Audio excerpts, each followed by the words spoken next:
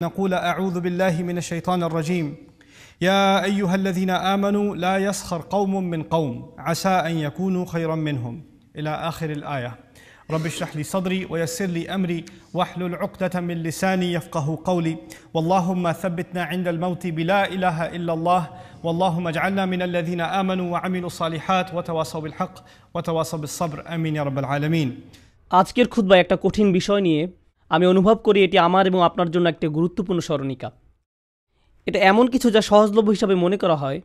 আমি শুরু করছি সূরাতুল হুজরাতের একটি আয়াত দিয়ে, যা আল্লাহ আযজা ওয়া জাল্লা বলছেন এই ঘোষণা দেওয়ার পর যে ইন্নামাল মুমিনুনা ইখওয়া, মুমিনরা একে অপরের ভাই। আমাদের নিজেদের মাঝে শান্তি এবং মীমাংসা প্রতিষ্ঠা করা উচিত। এই ঘোষণাটি দেওয়ার ঠিক পরের নির্দেশনা হলো ইয়া আইয়ুহাল্লাযীনা আমানু লা ইয়াসখার কওমুম মিন কওমিন, হে ঈমানদারগণ, কোনো সম্প্রদায় যেন অপর কোনো সম্প্রদায়কে বিদ্রূপ না করে, এক জাতি যেন অন্য জাতিকে নিয়ে উপহাস না করে, এক শ্রেণীর লোক যেন অন্য শ্রেণীর লোকজনকে নিয়ে উপহাস না করে। আগের দিনে আরবরা কওম বলতে গোত্র বোঝাতো, তো এখন এক গোত্রের লোকজন নিজেদেরকে শ্রেষ্ঠ মনে করত এবং তারা অন্য গোত্রকে নিয়ে উপহাস করত। আপনাদের মাঝে যারা পাকিস্তান, বাংলাদেশ বা ইন্ডিয়া থেকে এসেছেন, পাকিস্তানিরা হয়তো বাংলাদেশিদের নিয়ে উপহাস করেন, পাঞ্জাবিরা হয়তো উর্দু ভাষাভাষীদের নিয়ে উপহাস করেন, অথবা মরক্কোর মানুষ হয়তো আলজেরিয়ার মানুষকে নিয়ে ব্যঙ্গ করে। যাই হোক না কেন, এটা আয়াতের একটা অর্থ। আজকের আলোচনার বিষয় কিন্তু এটি নয়। অন্য দলকে নিয়ে ব্যঙ্গ করার অনেকগুলো দিক রয়েছে। প্রথমে আমি সুখরিয়া বা সাখিরা শব্দটির অর্থ ব্যাখ্যা করতে চাই। আজকের আয়াত লা ইয়াসখার কওমুম মিন কওমিন, ব্যঙ্গ করা বা কৌতুক করা বোঝাতে আরবিতে অনেকগুলো শব্দ রয়েছে, কিন্তু এই বিশেষ শব্দটির দুইটি দিক রয়েছে। একটা দিক হলো কোনো কিছু নিয়ে মজা করা। যদি কোনো কিছু মজাদার হয় আপনি সেটা নিয়ে অবশ্যই হাসতে পারেন। কাউকে দেখতে মজার দেখায়, কেউ কোনো মজার আচরণ করে, কেউ হয়তো মজা করে চিৎপটাং হয়ে পড়ে যায়, বা যাই হোক এরকম কিছু একটা, আপনি সেসব বিষয় নিয়ে হাসতে পারেন। কিন্তু এই শব্দটির মাঝে তাসখির অর্থ নিহিত রয়েছে, যা আল্লাহ বর্ণনা করেছেন যখন আমরা কোনো প্রাণীকে আয়ত্তে আনি, অথবা তিনি যেভাবে মেঘমালাকে স্বীয় আয়ত্তে রেখেছেন তা বর্ণনা করতে এই শব্দ ব্যবহার করেন। আমি যা বলতে চাচ্ছি তা হলো, আপনি যখন কাউকে নিয়ে উপহাস করেন তখন ধরে নেন যে তারা আপনার চেয়ে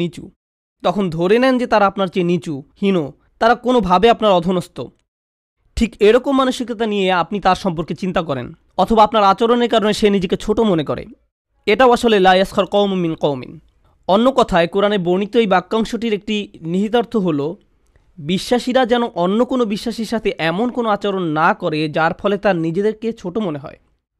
তারা মনে করে তাদের মূল্য অনেক কম, নিজের কাছে নিজেরাই ছোট হয়ে পড়ে, সেই অনুভব। আবার বলছি, এই আচরণ আসতে পারে কোনো গোত্র থেকে, জাতি থেকে, অনেক জায়গা থেকে এটা আসতে পারে। তাই আজকে আমি এরকম একটি জায়গা থেকে আলোকপাত করতে চাই যেখান থেকে মূলত এই ধরনের মানসিকতার উদ্ভব ঘটে। আমি রাসূল সাল্লাল্লাহু আলাইহি ওয়াসাল্লামের একটি হাদিস দিয়ে শুরু করতে চাই। রাসূল সাল্লাল্লাহু আলাইহি ওয়াসাল্লাম বলছেন, ما أكل أحد طعاما قط خيرا من أن يأكله من عمل يده وإن النبي داود عليه السلام كان يأكل من عمل يده। নিজ হাতে উপার্জনের খাদ্যের চেয়ে উত্তম খাদ্য কেউ কখনো খায় না। যখন আপনি নিজ হাতে উপার্জন করেন আর সেই উপার্জনের টাকা দিয়ে আপনি খাবার খান, যদি এক কামড় হয়, তা যে কোনো খাবারই হোক না কেন, যদি এক কামড় হয় সেটাই আপনার জীবনের সবচেয়ে সেরা খাবার। তা যে কোনো খাবারই হোক না কেন, সেটা 3 দিনের বাসি পিজা হতে পারে বা বাসি কোনো পটেটো চিপস হোক না কেন, আপনার শুধু ওইটুকুই কেনার সামর্থ্য ছিল, এটা কোনো ব্যাপার না। এখানে গুরুত্বপূর্ণ ব্যাপার হলো সেই এক টুকরা খাবার আপনি নিজ হাতে উপার্জন করেছেন। তাই এটার চেয়ে উত্তম কোনো খাবার আপনার পক্ষে খাওয়া সম্ভব নয়। এই বক্তব্যের সাথে যোগ করে রাসূল সাল্লাল্লাহু আলাইহি ওয়াসাল্লাম আরেকটি উদাহরণ পেশ করেন, আর যে উদাহরণটি তিনি পেশ করেন তা হলো ওয়া ইন্নান নাবিয়াল্লাহি দাউদা আলাইহিস সালাম কানা ইয়াকুলু মিন আমালি ইয়াদিহি। আল্লাহর নবী দাউদ আলাইহিস সালাম নিজ হাতে উপার্জন করে খেতেন। দাউদ আলাইহিস সালাম সম্পর্কে আমরা সবাই জানি, তিনি ছিলেন মানব ইতিহাসের অন্যতম একজন সেরা শাসক। আল্লাহ নিজেই বলছেন, ইয়া দাউদা ইন্না জাআলনাকা খলিফাতান ফিল আরদ, হে দাউদ, আমি তোমাকে পৃথিবীতে প্রতিনিধি করেছি। ইহুদিদের ইতিহাস থেকে আমরা জানতে পারি তার সাম্রাজ্য এত বড় ছিল যে তখনকার জানা দুনিয়ায় এমন কোনো জায়গা ছিল না যা তার সাম্রাজ্যের অন্তর্ভুক্ত ছিল না। আপনি এভাবে মনে করতে পারেন যে মানবজাতির ইতিহাসে অন্যতম মহান একজন শাসক ছিলেন দাউদ আলাইহিস সালাম। আল্লাহর একজন বিশেষ নবী ছিলেন তিনি। বস্তুত যখন আদম আলাইহিস সালামের সম্মুখে তার সকল সন্তানকে উপস্থাপন করা হয়, তখন দাউদ আলাইহিস সালামের প্রতি তার দৃষ্টি পতিত হয়। তিনি দাউদ আলাইহিস সালাম সম্পর্কে জিজ্ঞাসা করেন। আল্লাহর একজন বিশেষ নবী ছিলেন তিনি। এই মহান শাসক বা সম্রাট সম্পর্কে নবী সাল্লাল্লাহু আলাইহি সাল্লাম আমাদের কি বলেন? তিনি বলেন, আল্লাহর নবী দাউদ আলাইহিস সালাম নিজ হাতে উপার্জন করে খেতেন। কুরআনে দাউদ আলাইহিস সালাম সম্পর্কে কি বলা হয়েছে, তার সরকারের ব্যাপকতা সম্পর্কে বর্ণনা করার পরিবর্তে তিনি কিভাবে তার সেনাবাহিনী নিয়ন্ত্রণ করতেন, কতগুলো যুদ্ধে তিনি অংশগ্রহণ করেছেন ইত্যাদি বর্ণনা করার পরিবর্তে কুরআন কি বলে, একটি বর্ণনা আপনাদের সাথে শেয়ার করছি। ওয়ালাকাদ আতাইনা দাউদা মিন্না ফাদলা, আমি দাউদের প্রতি অনুগ্রহ করেছিলাম। কিছু কিছু অনন্য সাধারণ বিষয় শুধু তার প্রতি অলৌকিক ছিল। উদাহরণস্বরূপ, ইয়া জিবালু আউবিবি মাআহু, হে পর্বতমালা তোমরা দাউদের সাথে আমার পবিত্রতা ঘোষণা করো। ওয়াত-তাইর, এবং হে পাখি সকল তোমরাও। ওয়া আলান্না লাহুল হাদিদ আনি'মাল সাবিগাতিন ওয়াকদ্দির ফি সিদ, আমি তার জন্য লৌহকে নরম করে দিয়েছিলাম। অন্য কথায় তিনি শিখেছিলেন যে কিভাবে লোহাকে গলাতে হয় এবং সেটাকে বিভিন্ন আকৃতি দিতে হয়। তারপর আল্লাহ সরাসরি তাকে নির্দেশ দান করেন, প্রশস্ত বর্ম তৈরি করো, কড়াসমূহ যথাযথভাবে সংযুক্ত করো। অন্য কথায় আল্লাহ তাকে লোহা দিয়ে কাজ করার ইঞ্জিনিয়ারিং শিক্ষা দিয়েছিলেন। এখন দাউদ আলাইহিস সালাম সম্পর্কে এই সমস্ত বিষয়গুলো নিয়ে একসাথে চিন্তা করি। দাউদ আলাইহিস সালাম সম্পর্কে যদি এই সমস্ত বিষয়গুলো নিয়ে একসাথে চিন্তা করি, তার কাজের কাঁচামাল সংগ্রহের জন্য তিনি পাহাড়ে যেতেন, তখন তিনি দেখতেন পাখিরা তার সাথে সাথে আল্লাহর গুণকীর্তন করছে। তারপর তিনি সেই কাঁচামালগুলো নিয়ে আসতেন, তিনি সেগুলো নিয়ে কাজ শুরু করতেন, সেই লোহাগুলো পোড়াতেন, গলাতেন একজন লোহা মিস্ত্রির মতো।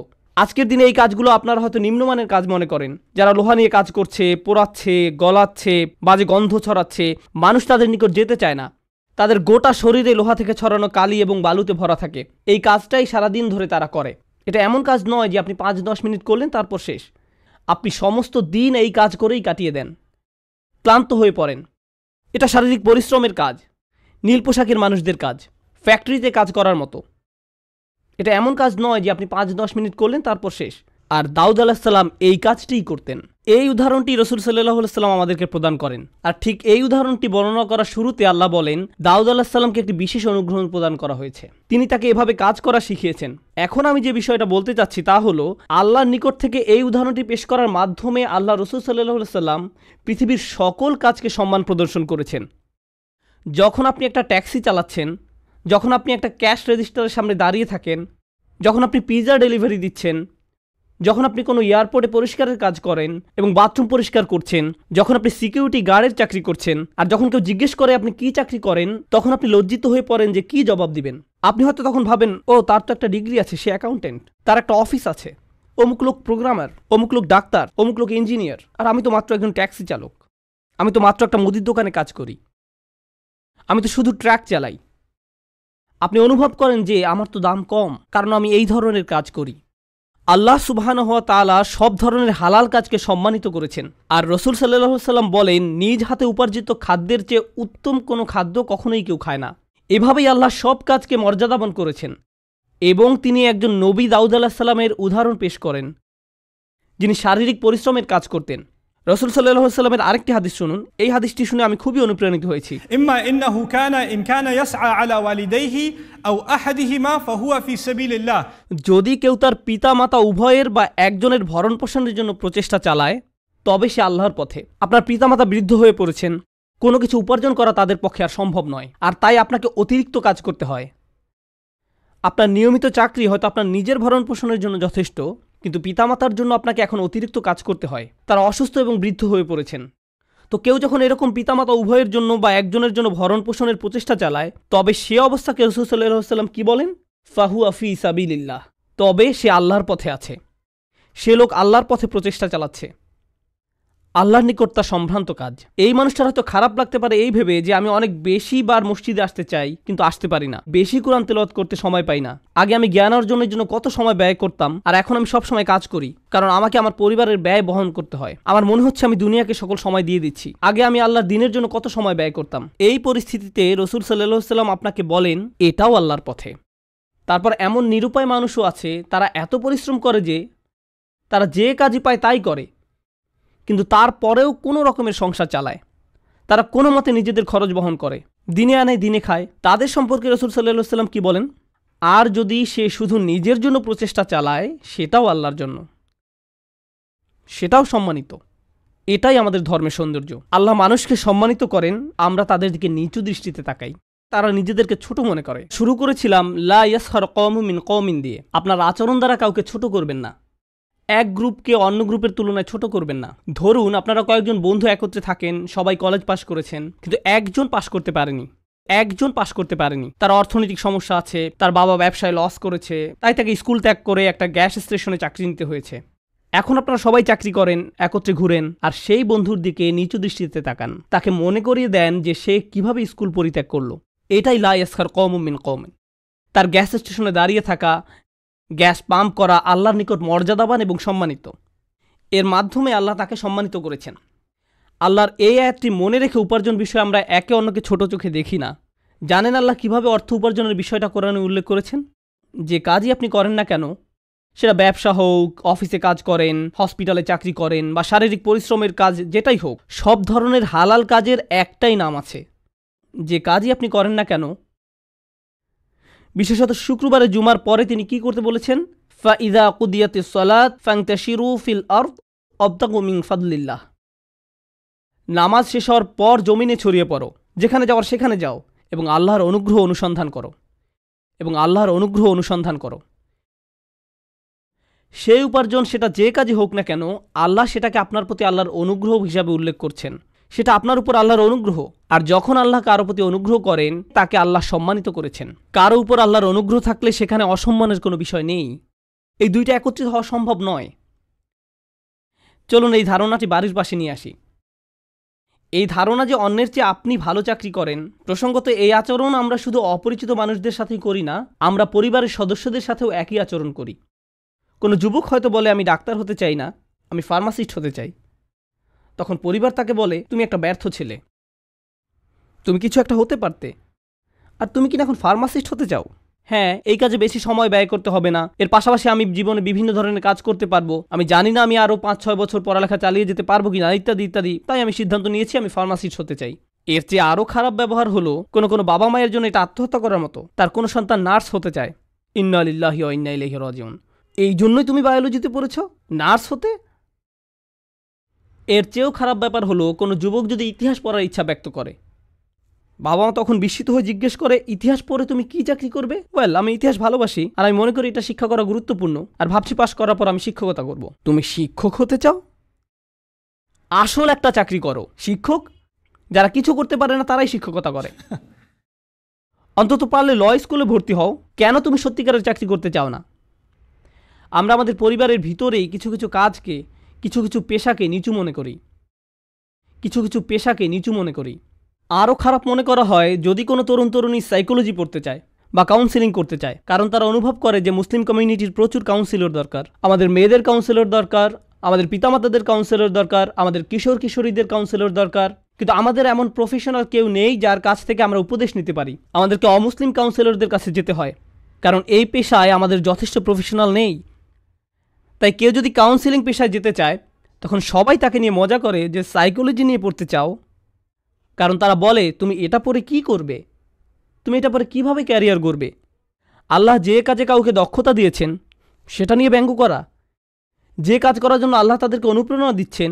আমি বলছি না যে আপনারা উন্নত মানের ক্যারিয়ারের জন্য প্রচেষ্টা করবেন না, কিন্তু মানুষকে তাদের কাজের, চাকরির জন্য ছোট মনে করবেন না।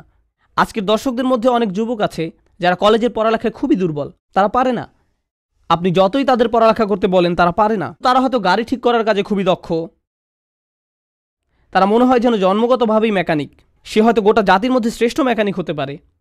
আমি তার সাথে এমন আচরণ করি না যার ফলে সে নিজের সম্পর্কে খুবই মন্দ ধারণা পোষণ করে। সে চেষ্টা করেছে কিন্তু পারেনি, কিন্তু যখন সে ওই কাজে মনোনিবেশ করলো, খুবই দক্ষতা দেখাতে পারলো, এখন সে নিজের নামে 3-4টা গ্যারেজ চালায়। তারপর সে হয়তো ভার্সিটি থেকে পাশ করা কাউকে অ্যাকাউন্টেন্ট হিসাবে চাকরি দেয়। এটাই ঘটছে। এরকম প্রচুর উদাহরণ রয়েছে। সবাইকে একই পথে চলতে হবে না। আমরা মনে করি সমাজ আমাদের জন্য যে পথগুলো নির্ধারণ করে দিয়েছে, সম্মান পাওয়ার জন্য সেগুলোই একমাত্র পথ। সবাইকে একই পথে চলতে হবে না। আপনি যদি ভার্সিটি থেকে একটা ডিগ্রি অর্জন করতে পারেন তবেই আপনি সম্মান পাবেন। যদি আপনার কোনো অফিসে চাকরি থাকে তবেই আপনি সম্মান পাবেন। যদি অমুক অমুক কাজ করেন, কিন্তু যদি আপনি কৃষক হন তবে আপনার কোনো সম্মান নেই। যদি আপনি ট্যাক্সি ড্রাইভার হন তবে আপনার কোনো সম্মান নেই। যদি আপনি মেকানিক হন আপনার কোনো সম্মান নেই। কে এটা ঠিক করেছে? আল্লাহ এবং তার রসুলকে এই মান ঠিক করে দিয়েছেন। আমরা যে ভেদাভেদ ভুলে নামাজে এক কাতারে দাঁড়াই তার কারণ আছে। কাতারে দাঁড়ানোর আগে আমরা চেক করি না যে আপনি কি চাকরি করেন, আমরা চেক করি না যে আপনি কত আয় করেন। ইন্না আক্রামাকুম ইনদাল্লাহি আতকাকুম, নিশ্চয়ই আল্লাহর কাছে সেই সবচেয়ে মর্যাদাবান যে সবচেয়ে বেশি পরহেজগার, যে সবচেয়ে বেশি পরহেজগার। এই চমকপ্রদ আয়াত দিয়ে আমি শেষ করব, কিন্তু তার পূর্বে আবার দাউদ আলাইহিস সালাম সম্পর্কে কথা বলতে চাই। কারণ ওই আয়াতের সমাপ্তিটা অসম্ভব সুন্দর। এটা করার আগে সূরাতুল কাসাস থেকে একটা আয়াত আলোচনা করতে চাই। আল্লাহ বলেন, تلك الدار الآخرة نجعلها للذين لا يريدون علوا في الأرض ولا فسادا। সেই আখিরাতের ঘর মানে জান্নাত আমি তোমাদের জন্য নির্ধারিত করি। আল্লাহ বলেন, যারা জমিনে ঔদ্ধত্য দেখাতে চায় না, তারা এই দুনিয়ার অন্যদের কাছে বরত্ব দেখাতে চায় না, তাদের আচরণের কারণে অন্যরা নিজেদেরকে ছোট মনে করে না, তাদের জীবন এমন নয়। তাদের আচরণের কারণে অন্যরা নিজেদেরকে ছোট মনে করে না, তাদের জীবন এমন নয়। লা ইউরিদুনা উলুওয়ান ফিল আরদ। প্রসঙ্গত, যখন আপনি এমন একটা সমাজ তৈরি করেন যেখানে কিছু মানুষ নিজেদের ছোট মনে করে, আবার কিছু মানুষ নিজেদেরকে অন্যদের তুলনায় বড় মনে করে, আর এভাবে সমাজ চলতে থাকে, তখন কি হয় জানেন? সমাজের সবাই উঁচু শ্রেণীর মানুষদের মতো হওয়ার জন্য জীবনপণ চেষ্টা চালায়। সমাজে এমন মানুষ আছে যারা গরিব, তেমন টাকা পয়সা আয় করতে পারে না, কোনো রকম ঘরে বসবাস করে, তারাও বড় বড় ম্যানশনে বসবাস করার স্বপ্ন দেখে, বিলাসবহুল গাড়ি চালানোর স্বপ্ন দেখে। এটাই ফাসাদ। এই শ্রেণী বৈষম্যমূলক সমাজ, যেখানে এক শ্রেণী অন্য শ্রেণীর মর্যাদার জন্য প্রতিনিয়ত টেক্কা দিয়ে যায়, এটাই ফাসাদ। কারুনের ক্ষেত্রে ঠিক এটাই ঘটেছিল। এজন্যই কারুনের ঘটনা বর্ণনা করার পরপরই এই আয়াত উল্লেখ করা হয়েছে। কারুনের ছিল বিশাল সম্পত্তি, আর তার চারপাশে বনী ইসরায়েলের সবাই ছিল দরিদ্র। তারা বলতো, ইয়া লাইতা লানা মিসলা মা উতিয়া কারুন। কারুন যা পেয়েছে আমাদের যদি তাই দেয়া হতো, আমরা কতই ভালো থাকতাম। ইস, আমার যদি কারুনের মতো সম্পত্তি থাকতো, কত চমৎকার হতো। আমার যদি তার মতো সম্পত্তি থাকতো। এর মূলটা দুর্নীতিগ্রস্ত। এটা অন্তরের বিকৃতি। এই আকাঙ্ক্ষা যে কোনো উপায়ে মানুষকে টাকা উপার্জন করতে বাধ্য করে। তখন তারা আর হালাল হারামের তোয়াক্কা করে না। যদি এখান থেকে ভালো কামানো যায় আমি করব, যতক্ষণ এখান থেকে ভালো পয়সা আসে আমি করব। আপনার হাত দিয়ে হালাল এবং বৈধ আয় করার যে বিধান আছে, আপনার জীবনে তার আর কোনো অস্তিত্ব থাকে না। উপসংহারে এসে আমি আয়াতটির শেষ অংশ নিয়ে কথা বলতে চাই। যে আয়াতে আল্লাহ দাউদ আলাইহিস সালামকে লোহা নিয়ে কাজ করতে বলেছেন এবং বলছেন, কড়াসমূহ যথাযথভাবে সংযুক্ত করো। এই আয়াতে আল্লাহ আযজা ওয়া জাল্লা সুনির্দিষ্ট কিছু বিষয় তুলে ধরেছেন। এটা তিনি নাও বলতে পারতেন। আল্লাহ দাউদ আলাইহিস সালামকে শুধু লোহা নিয়ে কাজ করতে বলতে পারতেন, কিন্তু তিনি আরও বলেন, অকদ্দির ফি সিদ, কড়াসমূহ সঠিকভাবে সংযুক্ত করো। যখন কোনো কাজ করবে তা নিখুঁতভাবে করো। যখন কোনো কাজ করবে তা নিখুঁতভাবে করো, এটাই তিনি তাকে বললেন। প্রসঙ্গত, এটা শুধু দাউদ আলাইহিস সালাম সম্পর্কে নয়। আয়াতটি শেষ হয়েছে এই কথা বলে, ইয়ালামু সালিহান ইন্নী বিমা তা'মালুনা বাসীর। আর তোমরা সবাই সৎকর্ম করো, তোমরা যা কিছু করো নিশ্চয়ই আমি তার সম্যক দ্রষ্টা। দাউদ আলাইহিস সালাম সম্পর্কে আলোচনার মাঝখানে আল্লাহ রূপান্তর করেছেন, যাকে ইলতিফাত বলা হয়। তিনি ইলতিফাত করে সরাসরি আমাকে এবং আপনাকে উদ্দেশ্য করে বলছেন, আমি তোমাদেরকে শুধু দাউদ আলাইহিস সালামের গল্প বলছি না, বরং তোমরাও তোমাদের কাজ ভালোভাবে করো, তোমরাও তোমাদের কাজ ভালোভাবে সম্পাদন করো। এটা কোনো ব্যাপার নয় যে আপনি যদি ক্ষমতাশালী কোনো এক্সিকিউটিভ হন, বা একজন দারোয়ান হন, অথবা কোনো কেরানি হয়ে থাকেন, আপনি যেই কাজই করেন না কেন সেই কাজে আপনার উত্তম কৃতিত্ব প্রদর্শন করা উচিত। আপনি যে বেতন পেয়ে থাকেন তা যেন আপনার কাজের কারণেই পান। আপনি যেন কাজের মাঝে ঘুমিয়ে না থাকেন। আপনার কাজের মাঝে ইহসান থাকা উচিত। এমন অনেক মানুষ আছে যারা তাদের চাকরিকে পছন্দ করে না, তারা তাদের চাকরি ঘৃণা করে। একমাত্র বেতনের জন্য তারা চাকরি চালিয়ে যাচ্ছে। এটাই একমাত্র কারণ। পোস্ট অফিসের লোকদের তুচ্ছ করার জন্য নয়। অনেককে এমন দেখা যায়, যেমন ডিপার্টমেন্ট অফ মোটর ভেহিকেল। এখানে গেলে দেখা যায় লোকটা আরাম করে বসে আছে, আপনাকে কোনো সাহায্য করতে চায় না। সে বারবার ঘড়ির দিকে তাকায় কখন লাঞ্চের সময় হবে। বেশি মানুষ আসতে দেখলে সে বিরক্ত হয়ে পড়ে, বড় বড় নিঃশ্বাস ছাড়ে। 56। তারা আপনাকে দেখে খুবই হতাশ হয়ে পড়ে। আপনি যে চাকরি করেন না কেন আপনাকে অনুভব করতে হবে যে এখানে আপনার ইহসান প্রদর্শন করা উচিত, সর্বোচ্চ দক্ষতা দেখানো উচিত, কারণ এটি আল্লাহর পক্ষ থেকে আপনার প্রতি একটা অনুগ্রহ। যদি এই চাকরি না থাকতো, আপনাকে মানুষের কাছে হাত পাততে হতো, আপনাকে মানুষের কাছ থেকে টাকা ধার নিতে হতো, বিদ্যুৎ বিল দেওয়ার জন্য, মুদি দোকানের বিল পরিশোধ করার জন্য, আপনার বাচ্চাদের খাবার কিনে দেওয়ার জন্য। আমরা কখনোই এমন পরিস্থিতিতে পড়তে চাই না যেখানে অন্যের কাছে হাত পাততে হয়। স্বনির্ভরতা মানুষকে মর্যাদা এনে দেয়। আমি যে স্বনির্ভর, নিজের গাড়ি চালাই, নিজের বাসায় থাকতে পারি, নিজেই নিজের জামাকাপড় কিনতে পারি, নিজের খাবার কিনতে পারি, এগুলো আমার আত্মসম্মানের অংশ। কারো কাছে চাওয়া হাত পাতা অপমানকর, লজ্জাজনক। তাই আপনার যে চাকরিই থাকুক না কেন, আপনার চাকরি নিয়ে অভিযোগ থাকতে পারে, তাতে সমস্যা নেই। কিন্তু আপনি যে চাকরি করি না কেন, তা আসলে আমাদের প্রতি আল্লাহর একটা অনুগ্রহ। এর মাধ্যমে তিনি আমাদের এবং আমাদের পরিবারকে রিজিক প্রদান করেন। যেহেতু এটি আল্লাহর একটি অনুগ্রহ, আমাদেরকে এর প্রতি যত্নবান হতে হবে। এর মাধ্যমে তিনি আমাদের এবং আমাদের পরিবারকে রিজিক প্রদান করেন। আমাদের কাজগুলো ঠিকভাবে করতে হবে। চাকরি করার সময় ঘুমাতে পারি না, ম্যানেজার সবসময় দেখছে না বলে ফাঁকি দিতে পারি না, কেউ চেক করছে না বলে আপনি মন মতো যখন তখন যা খুশি করতে পারেন না। এর মাধ্যমে তিনি আমাদের এবং আমাদের পরিবারকে রিজিক প্রদান করেন। আল্লাহ আপনাকে দেখছেন, আপনি তার নিকট এই কাজের জন্য ঋণী, তাই ইহসান প্রদর্শন করুন। আল্লাহ আমাদের বলেন, আউফু বিল উকুদ, তোমরা তোমাদের ওয়াদাগুলি পূর্ণ করো। যখন আপনার সাথে কোনো চুক্তি করা হয়, প্রত্যাশা করা হয়, তখন আপনার সামর্থ্য অনুযায়ী সেই প্রত্যাশা পূর্ণ করা উচিত। ও আমালু সালিহান, আর তোমরা সৎকর্ম করো। আমাদের শুধু হালালভাবে কাজ করলেই হবে না, আমাদের কাজটাও যেন বৈধ কাজ হয়। আমাদের নিশ্চিত করতে হবে যে আমরা যে চাকরি করি তার মাধ্যমে পৃথিবীতে যেন ভালো কিছুর আবাদ হয়। আমরা দুর্নীতিগ্রস্ত কোনো ইন্ডাস্ট্রির অংশ হতে পারি না। আমরা এমন কোনো কর্পোরেশনের অংশ হতে পারি না যা পৃথিবীতে নোংরামি আর নষ্টামির বিকাশ ঘটায়। প্রতিষ্ঠানটি কিসের অংশ তার দিকে লক্ষ্যপাত না করে শুধু নিজের টাকা উপার্জনে চিন্তিত থাকতে পারি না। এই জন্য আপনি কোনো বিয়ার উৎপাদনকারী প্রতিষ্ঠানে চাকরি নিতে পারেন না, অথবা অস্ত্র নির্মাণকারী কোনো শিল্পে। এই মানুষগুলো পৃথিবীতে ভয়ঙ্কর অনিষ্টের জন্ম দেয়। তারা ব্যাপক মৃত্যু আর ধ্বংসযজ্ঞ ঘটায়। আমাদেরকে নৈতিকভাবেও সচেতন থাকতে হবে যে আমরা যে কাজ করি তা যেন পৃথিবীতে ভালো কিছু আনে, উত্তম কোনো উদ্দেশ্য সাধন করে। তাই আমাদের চাকরির জায়গা নিয়ে এবং যে ক্ষেত্রে আমরা অবদান রাখছি তা নিয়ে সচেতন থাকা উচিত। তারপর আল্লাহ বলেন, ইন্নী বিমা তা'মালুনা বাসীর, তোমরা যা করো আমি তার প্রত্যক্ষদর্শী। আপনার বস হয়তো দেখছে না, কেউ দেখছে না, কিন্তু নিশ্চিতভাবে আল্লাহ দেখছেন। আল্লাহ আমাদেরকে আমাদের কাজের বিষয়ে সচেতন করে তুলুন। আল্লাহ আমাদের সবাইকে হালাল উপার্জনের সামর্থ্য দান করুন এবং আমাদের উপার্জন যেন আমরা সর্বোত্তম উপায়ে ব্যয় করতে পারি। আল্লাহ আমাদের প্রতি এবং আমাদের পরিবারের প্রতি তাঁর ফাদল যেন অব্যাহত রাখেন। আল্লাহ আমাদেরকে এই দুনিয়া এবং পরকালে যেন সর্বোত্তম রিজিক দান করেন। বারাকাল্লাহু লি ওয়া লাকুম। আসসালামু আলাইকুম।